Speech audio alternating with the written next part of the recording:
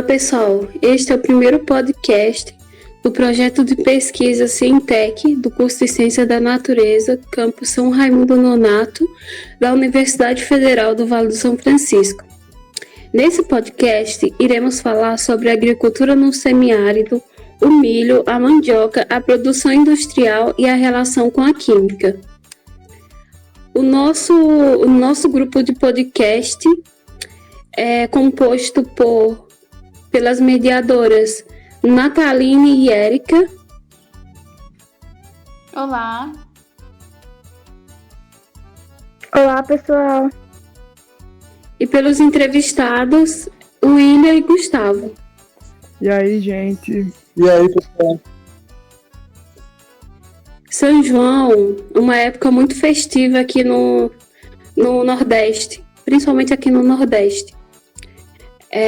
Fogueira nos remete ao São João, comidas típicas como bolo de milho, milho cozido, o milho assado, reunião em família, a família toda reunida em volta da fogueira. E o que eu mais gosto no São João são as comidas típicas. E vocês? Eu amo também São João. Eu gosto muito das comidas típicas, da fogueira, do milho, de tudo. Realmente é um período do ano bem festivo.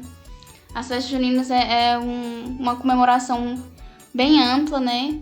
E nesse período o uso do milho é bem expressivo. Está presente na mesa com variados pratos, desde a pipoca, pamonha, canjica, dentre muitos outros. E nas regiões rurais, principalmente aqui no Nordeste, é comum haver muitas plantações de milho. William, você pode falar um pouquinho como acontece, como é o processo de plantação, já que você está diretamente ligado, trabalha com isso? Pode falar um pouquinho, já que o milho é um símbolo das festividades juninas? Certo. Bem, aqui em nossa região, a plantação do milho ainda é de forma bastante rudimentar. Consiste do seguinte: no período de seca, se limpa o terreno, muitas das vezes ainda é através de queimadas para queimar o bagaço. E no período de chuva, depois que o solo estiver molhado ou encharcado, é o período que se inicia a plantação através de arados puxados por animais, com alguém atrás semeando a semente no risco. Depois de um mês a 15 dias, é necessário fazer uma limpeza das plantas, ao redor das plantas, que muitas das vezes é realizada através de esforço manual, como a capina, com enxadas. Depois de 2 meses ou 1 mês e meio, dependendo da espécie de milho, já se pode fazer a colheita. Porém, depois de mais 2 meses é que colhemos o milho, devido que nesse período já inicia o tempo de seca. É o tempo necessário para que o grão seque completamente, para depois que armazenado não criar fungos e outros insetos junto. Bom, com relação ao clima da nossa região, porque a gente sabe que o clima da nossa região é o semiárido, ou seja, as chuvas são irregulares, né? Quais os cuidados básicos na fertilização do solo? Bem, aqui ainda os cuidados com o solo praticamente são bastante rudimentares. Mas ultimamente nós vemos empregando um método que contribui muito para o desenvolvimento da planta de um modo mais acelerado, mais eficiente. Com muitos criadores rurais, possuem animais como cabras, porcos. E as cabras, no exemplo das cabras, botadas em chiqueiros durante o período da noite e são voltadas apenas de manhã. Isso realizado ao longo de todo o ano. No período de seca, junta todo esse estrume e vai distribuindo ao longo de toda a plantação, que quando no período de plantio que vai passando no arado, revira esse esterco junto com o solo, que vai adubando. E a diferença de um terreno que foi adubado para outro é bastante considerado. O desenvolvimento da planta é mais rápido, os grãos se desenvolvem maiores e por aí vai. Muito bem, mas no caso, esse período de plantação é meio subdividido em quando chove, planta, e quando não chove, não planta, ou tem algum período específico?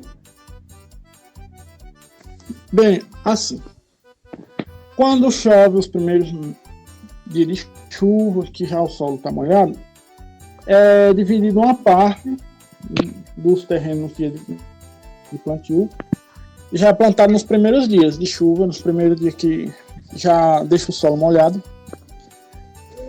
Depois de uns 2 meses de chuva, quando está praticamente no meio do inverno, é plantado outro terreno que já foi previamente separado.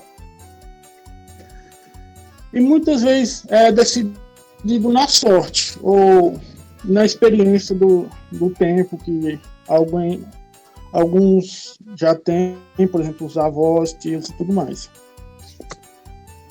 Certo, tem essa questão, né, de analisar a forma como as nuvens estão se comportando, como no período, como o sol está mais quente ou mais frio, não é? Dessa forma?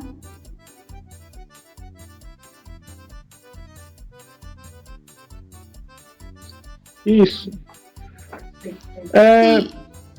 É mais uma questão de adivinhação. Muitas vezes, muita gente acha graça nisso e tudo mais, mas a maioria das vezes é o que decide se vai ter a safra boa ou não. Sim, essas crenças, elas são bem específicas nesse período, né? Mas, então, a sua família, ela faz o uso só consomem, no caso, ou vendem para algumas regiões? Depende. Quando é o período de chuva mais abundante, que a safra é mais de qualidade, a safra dá mais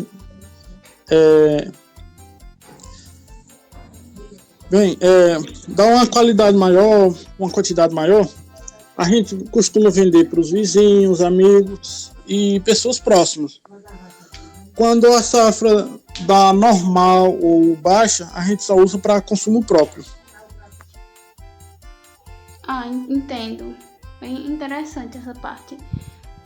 Como a gente sabe, né, o milho, ele é um cereal bem versátil, com diversos meios de utilização, desde o consumo direto, né, como foi mencionado agora há pouco, os animais, né, e além de ser guardado para o plantio do ano seguinte, quando a plantação ela ocorre de maneira bem proveitosa, né, podendo produzir diversos outros alimentos, né. Na indústria, por exemplo, sua utilização ela é bem diversificada. Gustavo, você pode esclarecer um pouco como acontece alguns desses processos industriais e alguns tipos também, né, de alimentos produzidos a partir desses cereais, por exemplo, o milho, né? Sim, posso. Como você falou, o milho ele é matéria-prima de muitos produtos, né? Então, primeiramente, a gente tem que enfatizar qual é a estrutura do grão do milho. São 3 estruturas principais, que é o germen, o endosperma e o pericarpio. O germen está bem na base do grão do milho e com ele é feito a extração de óleo. O endosperma é a maior parte constituinte do grão do milho e é o amido, e também chamado de canjica ou canjicão. E o pericarpio é a parte externa do grão do milho, que é como se fosse uma pele bem fina.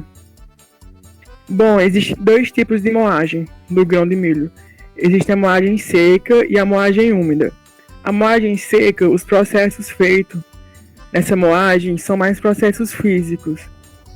Por exemplo, você pega o milho, Aí o primeiro processo é o condicionamento. O que acontece nesse condicionamento? Nesse condicionamento há um vapor úmido, que esse vapor úmido tem como função umedecer o germe, o pericárpio, e que isso facilita na separação depois. Depois desse condicionamento vem um processo de degerminação.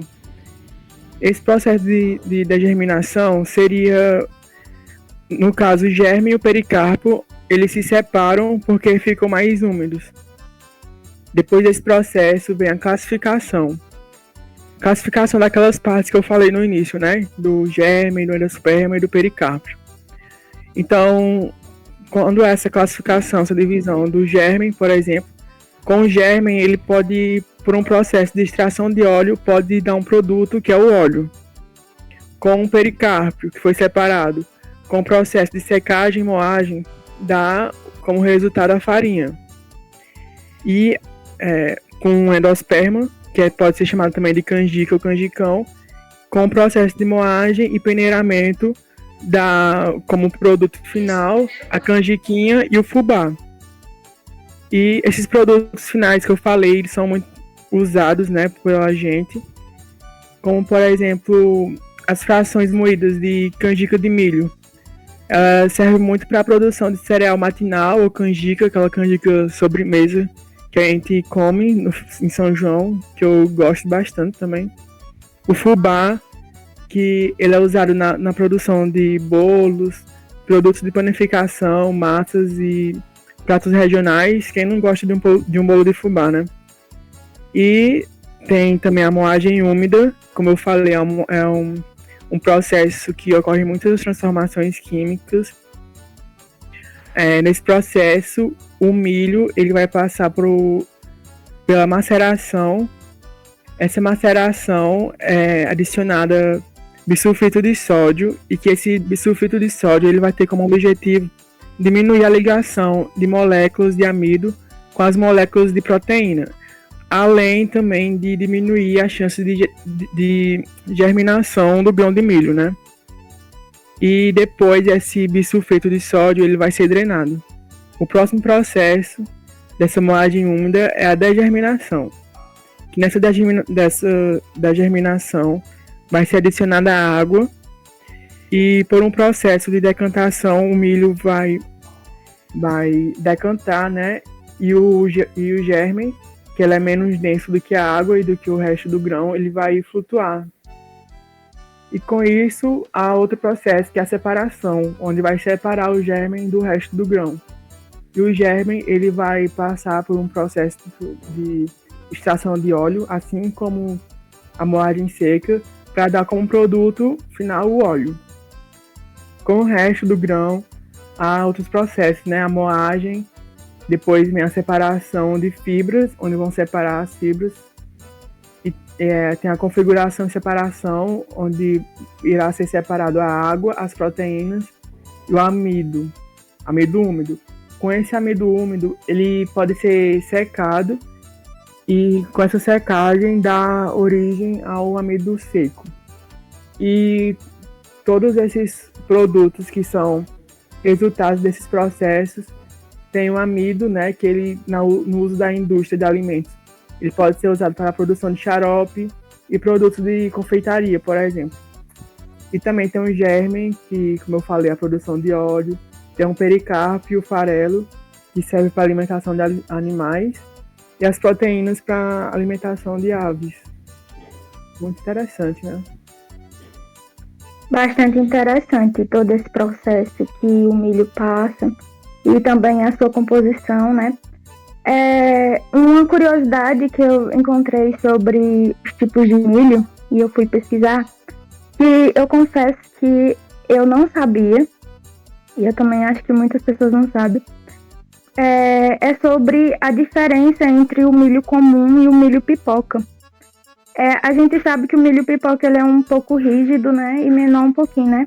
E a principal diferença entre os dois milhos é porque o milho pipoca ele contém mais água no seu interior. Aí quando o grão de milho é exposto ao calor, a água que está dentro do grão ele se transforma em vapor e se expande. Aí com essa expansão e com o aumento da pressão dentro do grão, a casca se rompe e ao entrar em contato com o ar, o amido que estava meio que solidificado, ele se transforma naquela massa branca que a gente conhece como a deliciosa pipoca. Eu confesso que quando eu era criança, teve uma época em que eu coloquei uma panela no fogo, né? Como a gente vai fazer pipoca normal. Coloquei o milho comum, né? Fiquei lá mexendo, esperando o milho estourar. Acabou que o milho queimou e não estourou. E eu não sabia qual era essa diferença. Só que eu fui pesquisar e achei interessante essa diferença. É muito interessante mesmo essa diversidade que o milho tem, né? Com ele pode surgir vários alimentos e produtos. Sim, sim. E também está presente como um prato típico das nossas festas juninas. É interessante. Agora, vamos falar um pouco sobre os tempos, né? Ao decorrer dos tempos, na agricultura, teve algumas mudanças em relação às técnicas de cultivo do milho ou de qualquer outro alimento? Sim, teve. A gente está aqui na sociedade, no mundo há muito tempo, né? E a agricultura, por exemplo, ela veio mudando desde da pré-história, do tempo neolítico. Antigamente a gente éramos povos nômades, então a gente não ficava fixo em um lugar só. A gente sempre ficava andando à procura de alimento. Porém, no período neolítico, que foi o período onde surgiu as primeiras civilizações próximos a rios e a lagos, justamente por causa da agricultura. Todo nessa evolução da agricultura, é importante enfatizar também a Revolução Agrícola, que essa Revolução Agrícola ela aconteceu logo depois da Revolução Industrial. Nesse tempo, a tecnologia avançou bastante e com isso foi permitido mais maquinários, ou seja, mais máquinas nessa produção, né? Também foi muita transformação do espaço geográfico. Aconteceu a história do Brasil, por exemplo. Aqui na colonização que aconteceu, teve o chamado do plantation. O que seria esse plantation? Seria um sistema de produção agrícola em latifúndios monocultores, que essas produções serviriam para exportação e muitas vezes usavam mão de obra escrava, né? E um exemplo bem claro disso tudo foi a produção de açúcar, de cana-de-açúcar, né? Aqui. E algo mais recente que aconteceu foi a Revolução Verde, no século passado, século XX, onde aconteceu a melhoria genética das plantas e a evolução dos aparatos tecnológicos. Isso teve um impacto muito positivo para regiões que passavam fome. Algumas regiões da Ásia, da África e da América Latina, por exemplo. E o que levou o pai dessa Revolução Verde, a ganhar um prêmio Nobel em 1990. Olha, então é muito interessante, né? Com certeza, essas mudanças, né, que trouxeram mais benefícios. Só que além de tudo isso, o que vale ressaltar, apesar de não ser muito voltado ao nosso tema, que a partir da Revolução Industrial, a partir do desenvolvimento de novos maquinários, a mão de obra braçal foi praticamente muito, né, substituída pelas máquinas, o que ocasionou muitas percas de emprego, né, talvez tenha sido uma das partes piores nessa revolução, apesar de todos os benefícios que a partir da Revolução Industrial veio a Revolução Agrícola, né? Mas tem algumas partes que não foram muito boas, né? Para a vivência de algumas pessoas. Talvez tenham ficado sem emprego, perdido a renda da família, entre outras coisas. Eu concordo contigo. E também essa Revolução Industrial trouxe muita poluição, mas isso é tema para outro podcast, né? Então,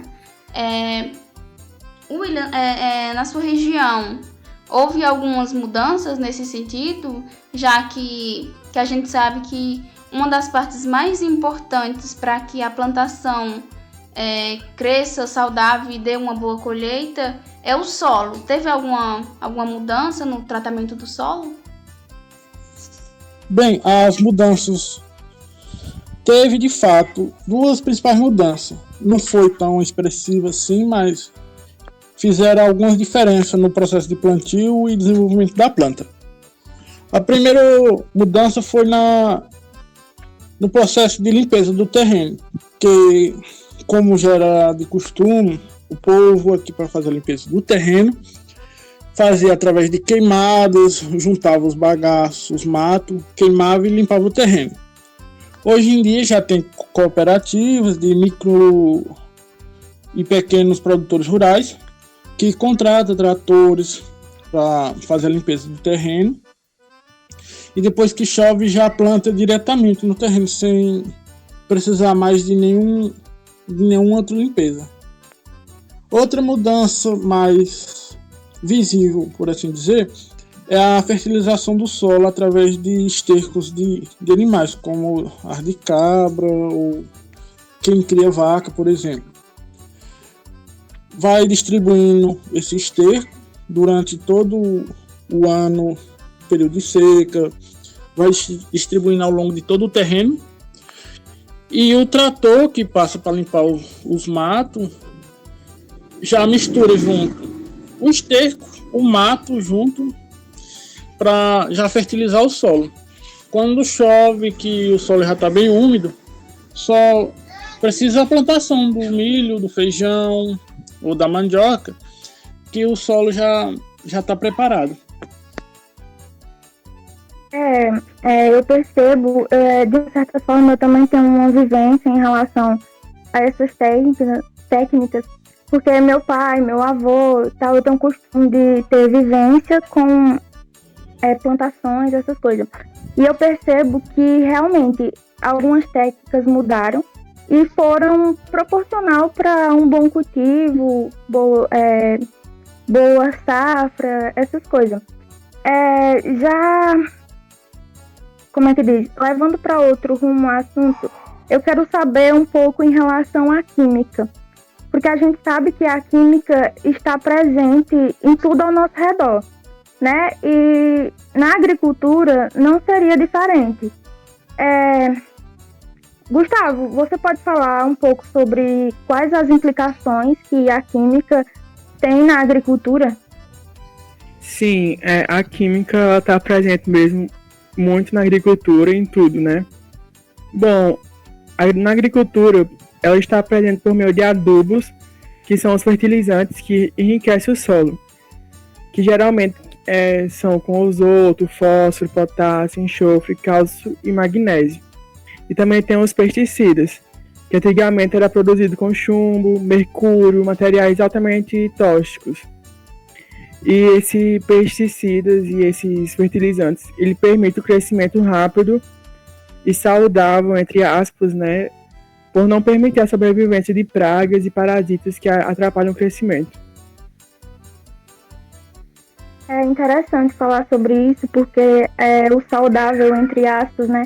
Às vezes você pega uma fruta ou um legume que está com boa aparência, demonstra estar super saudável, mas você não sabe o que tem por trás daquele alimento, né?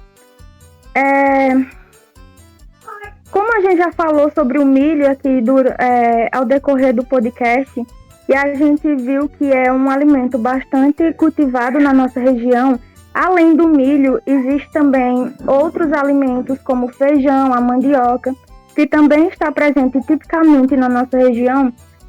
No caso da mandioca, que é outro alimento muito consumido nas festas juninas. William, vocês consumem ou vocês plantam esse alimento? De certo modo, é os dois. A gente consome e planta. A gente já tem uma tradição de cultivo e tudo mais. A gente todo ano faz a plantação e a colheita. Muito bem. É uma curiosidade que que eu achei bem interessante sobre a mandioca são os diversos nomes que são dados a esse alimento. Por exemplo, em algumas regiões é conhecido como aipim, além de macaxeira, castelinha e mandioca, que é o nome mais popular, mais conhecido. Vocês já ouviram falar algum desses nomes? Costumam utilizá-los ou alguns outros, né? Eu acho assim muito interessante essa variedade linguística das regiões, né? E, por exemplo, eu falo macaxeira e eu nunca tinha ouvido falar de castelinha. Para mim é novidade. Eu também foi a primeira vez que eu ouvi esse nome, que eu tive a curiosidade de pesquisar e é uma coisa que se a gente não souber, se você ouvir outra pessoa falando, você não vai saber do que se trata. Você vai pensar que é outra coisa, até por esse nome, né? Castelinha. Eu jamais iria imaginar que seria um nome dado à mandioca. Exatamente. Isso também é uma novidade para mim.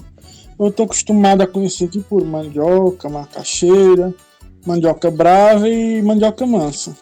Mas castelinha para mim também é novidade para mim.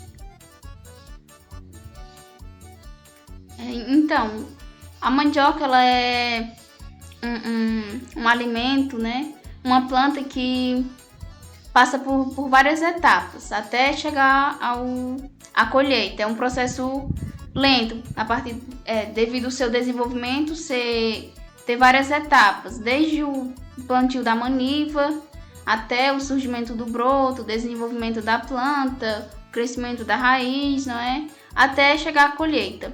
Tendo em vista que a duração desse processo chega em cerca de 9 a 12 meses até a colheita. Na sua região, William, esse processo também é demorado ou acontece mais rápido? Como que é aí? Bem, aqui leva cerca de mais ou menos 1 ano, 9 meses. É plantada no início do inverno, no meio. Passa o período de seca e de outro inverno. Quando chega no meio do período de seca do outro ano, é que já está preparado para a colheita e tudo mais. E aí vai fazer todo o processo de colheita e processamento. Então é mais ou menos essa base mesmo de tempo, de 9 a 12 meses. Isso. Um projeto que eu achei bem interessante, apesar de que eu não sei se atualmente ele está ativo, se chama Projeto Reniva, que ele teve início de 2011 a 2013. Eu não sei até quando ele atuou, se atua ainda. Que esse projeto ele tem parceria com a Embrapa, que possui o objetivo de produzir em grande escala manivas sementes, no qual essas manivas possuem um elevado padrão genético, uma garantia de qualidade, né, fitossanitária, que no caso esse projeto também dá mais visibilidade aos agricultores familiares, distribuindo as manivas com variados genótipos já prontas para o plantio nas épocas de maior demanda, o que, segundo o projeto, né, possibilita uma produtividade e desenvolvimento da planta bem mais considerável. Eu queria saber se ou você já ouviu falar desse projeto ou alguém conhecido, alguém próximo já teve a participação ou nunca ouviu falar desse projeto. Assim, em nossa região nós não tivemos nem acesso e nem participação nesse projeto. Nós ficamos sabendo que assim, pessoas próximas da nossa região recebeu alguma quantidade de maniva que era desse projeto, mas porém já foi de terceiros, por exemplo, de gente que já participou desse projeto, distribuiu parte dessa maniva que já ele tinha plantado para outras pessoas em regiões próximas aqui. Não sei se ele já tem um tempo que isso ocorreu, mas a notícia que eu soube por aqui na nossa região foi apenas isso. Certo.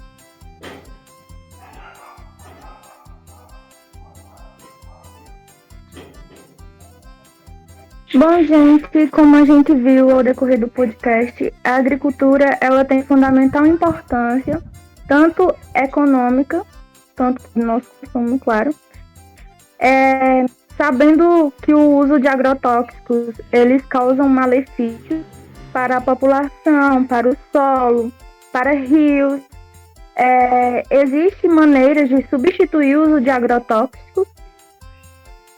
Bom, como você falou, esses agrotóxicos eles podem ser muito prejudiciais ao meio ambiente e para a gente, né, os animais. E sim, existem algumas alternativas sustentáveis, como o uso de biopesticidas, né? O que seria esse biopesticida? Seria um defensivo natural, que pode ser usado com alguns agentes biológicos. No caso, poderia ser bactérias ou algo do tipo. Existe um tipo de biopesticida chamado bioquímicos, que nesse biopesticida são usados feromônios para capturar os machos. E como seria essa captura desses machos? Seria por meio de cola, adesivos, né, ou resina. Também tem os biopesticidas microbianos, que nessa parte seria o uso de bactérias, fungos, vírus ou protozoários, que eles infectariam outros insetos. Mas a gente não pode pegar qualquer inseto e colocar lá, né? Há todo um estudo científico por trás. E existem também algumas dicas para quem tem planta em casa ou cultiva horta, essas coisas. Queria saber aqui de vocês se vocês têm esse costume de cultivar alguma planta. Bom, lá no meu interior, onde o meu pai mora, ele tem uma pequena horta. E lá ele costuma usar materiais, restos de alimento, essas coisas, encontrado em casa mesmo, como é normal. E aí um dia eu vi ele colocando casca de ovo triturado próximo a uma planta. Eu achei interessante, eu queria saber por quê, qual é a importância disso para a planta. É muito interessante o que ele fez, né? Bom, a casca do ovo ela tem muito cálcio que é muito bom para a planta, né? E essa casca de ovo ela pode ser usada, você triturar ela e salpicar no substrato da planta. Existem também algumas outras dicas com materiais que você pode encontrar na cozinha ou então tem fácil acesso na compra desses materiais no supermercado, como o leite, por exemplo, que o leite ele tem muitos sais minerais e que ao ser diluído 100 ml de leite em 1 litro de água, você aguar essa planta com esse leite, ele é muito bom para o desenvolvimento e o crescimento da planta. Existem outras coisas também, uma dica muito boa é a casca de banana. Essa casca de banana você pode estar usando para lustrar a planta, que evita o acúmulo de sujeira. O limão e a laranja, o limão e a laranja são muito importantes para, por exemplo, se você tiver um animal em casa e se seu animal gosta de mexer nas plantas, é só você colocar a casca do limão ou da laranja no substrato que eles não vão mais mexer. Também tem a borra de café, que você pode diluir 100 gramas de café em 1 litro de água. Aí você espera entre 3 ou 7 dias decantar essa borra e depois a água que sobra você joga no substrato. Tem a casca de ovo, como eu falei, tem um cravo da Índia que evita formiga. É só você colocar cravo da Índia assim ao redor da planta que evita as formigas. Tem o bicarbonato de sódio, a canela e entre outros. É muito interessante, a gente pode perceber que coisas realmente que a gente encontra em casa. Uma fruta que você consome, a casca da mesma pode servir para outros meios, né? Isso é muito, muito interessante e até importante, né? mencionar, principalmente para pessoas que não têm esse costume de passar a ter, que pode ser uma ajuda para a planta, não é?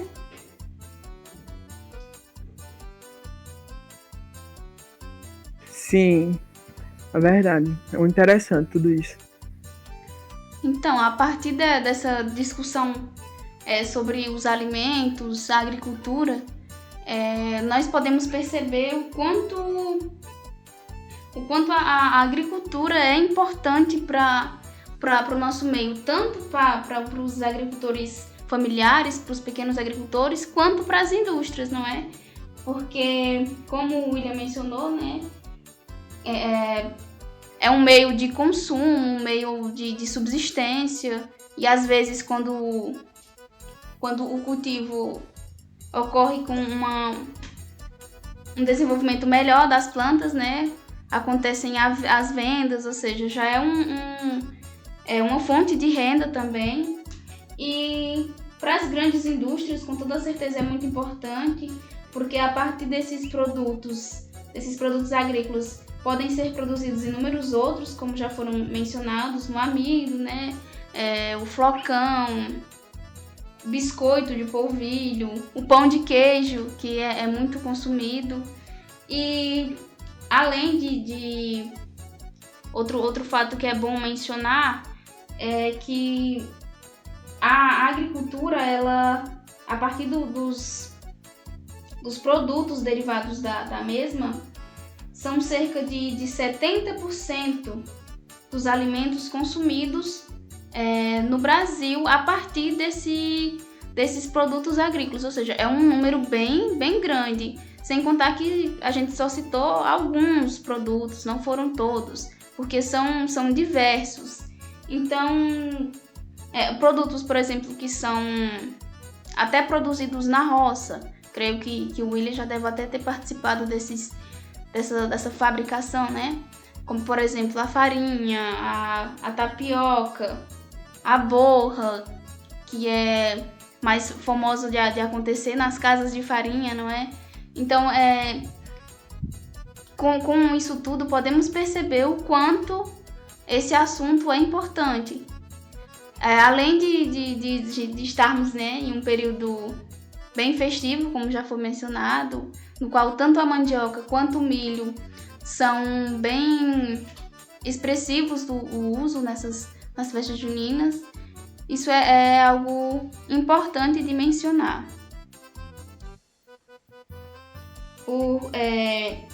Principalmente na agricultura familiar, os produtos, a maioria são produtos naturais, saudáveis, que geram uma qualidade melhor de vida e, como já foi dito, também uma fonte de renda.